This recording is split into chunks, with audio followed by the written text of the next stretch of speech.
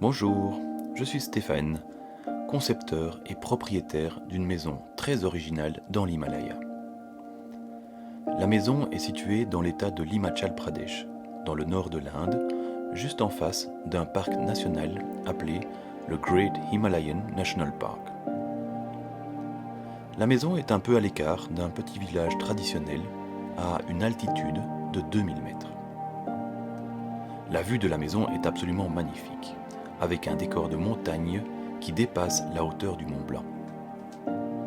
Nous y avons 2 chambres d'hôtes qui peuvent être occupées par des visiteurs de passage ou par des personnes qui souhaitent y séjourner pour une plus longue période. L'endroit est idéal pour les amoureux de la nature et de la montagne. D'ailleurs, de nombreuses personnes viennent chez nous pour faire du trek dans le parc national nommé Patrimoine mondial par l'UNESCO. Nous accueillons également des stagiaires qui souhaitent avoir une expérience dans la protection de l'environnement en travaillant avec la communauté locale. Ou même d'autres professionnels qui souhaitent s'isoler pendant un moment pour se ressourcer ou travailler en toute tranquillité. À ce propos, notre maison est un véritable havre de paix. Je vous propose d'y faire une rapide visite. Nous avons 3 enfants, avec Annick le plus jeune, 3 ans, et Janisha la plus âgée, 9 ans. Une petite partie de la maison nous est donc réservée, mais la plupart des espaces sont communs. Voici le hall d'entrée. Notons que nous confectionnons des cosmétiques naturels à base d'huile de noyaux d'abricot que nous extrayons nous-mêmes à la presse locale. Nous en faisons des savons et des crèmes pour la peau 100% naturelles. Voici le séjour où nous passons pas mal de temps. Comme nous vivons dans un superbe environnement, la maison a été construite pour maximiser les points de vue de l'intérieur vers l'extérieur. Les levées et couchers de soleil sont uniques.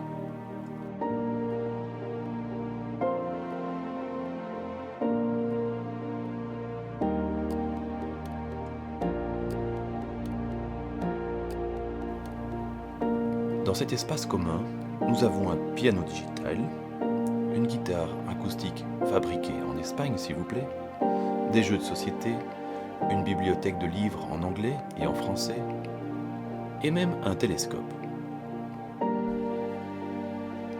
Vous devez savoir que la vie sauvage est très riche dans la région. Avec un peu de chance, vous pourrez peut-être voir un ours brun ou un léopard. Il y a aussi beaucoup de singes qui viennent de la forêt, mais vous n'aurez pas besoin de télescope pour les voir, il faut même quelquefois les empêcher de rentrer à la maison. Le télescope peut également être utilisé sur la terrasse arrière pour les observations nocturnes. Pour le moment, avec les enfants, on adore regarder Jupiter et ses satellites, et aussi Saturne avec ses beaux anneaux. Un demi-étage plus bas se trouve la salle à manger. Alors ici aussi, même concept, vous pouvez littéralement manger avec les yeux dans les montagnes. Encore un demi-étage plus bas, nous avons un deuxième séjour, plus petit, mais qui a un avantage non négligeable en hiver, le poêle à bois. C'est donc un endroit idéal pour venir se réchauffer quand il neige dehors par exemple. Les 2 chambres d'hôtes se trouvent de part et d'autre du séjour d'hiver. Elles sont exactement les mêmes, l'une à l'est et l'autre à l'ouest. Elles sont construites avec des matériaux naturels, locaux, du torchis, ce mélange de paille et de boue qui donne une ambiance toute particulière, des pierres et le reste est en bois.